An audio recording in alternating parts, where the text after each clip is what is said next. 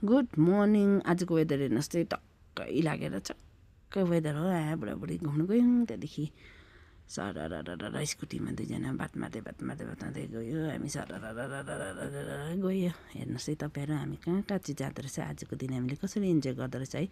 टक्कै एक जग्गा पुगेर चाहिँ मेरो हस्बेन्डले चाहिँ यहाँनिर म मेरो वेट लिफ्टिङ गरेर देखाइदिन्छु, तिमी हेर है अरे। मैले ओके भनेर सानो भिडियो गरिदियो। होइन हुँदैन, अब अर्को जग्गा जानुपर्छ। फेरि हामी सरर गयो।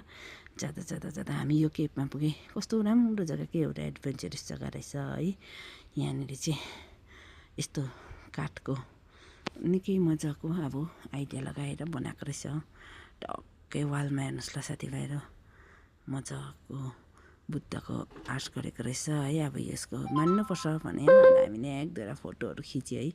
त्यहाँदेखि सर्टै डिलमा गएर यहाँदेखि उँधो चाहिँ कस्तो रहेछ हौ, यस्तो केपको मुनि चाहिँ भिरमा चाहिँ भनेको त भिरदेखि तल चाहिँ एउटा मजाको गाउँ रहेछ कि, मन पऱ्यो मलाई है।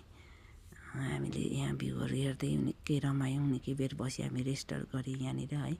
त्यहाँदेखि होइन अब चाहिँ एक दुईवटा फोटो खिचेर अब हामी फेरि वापस जानुपर्छ, हामी अर्को पोइन्ट पनि जानुपर्छ भनेर चाहिँ टक्कै हामी निस्क्यो है। यस्तो रहेछ यहाँको भ्यू, देखाइदिउँ न एकताल हाम्रो गाइड साल भनेर चाहिँ हामीले यस्तो देखाएर चाहिँ टक्कै गयो। हाम्रो बुढाले फेरि मेरो एउटा फोटो खिच्दियो न भनेको कि उता सिरियस बसिदिन्छ, त्यस्तो सिरियस पोस्ट नदेऊ न भनेको त मुस्किल आउँछ।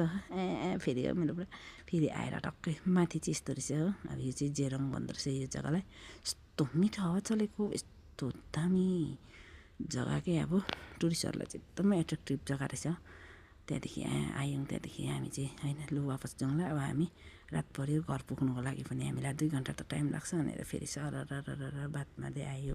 यसरी नै हाम्रो आजको दिन बित्यो। Bye, thank you for watching.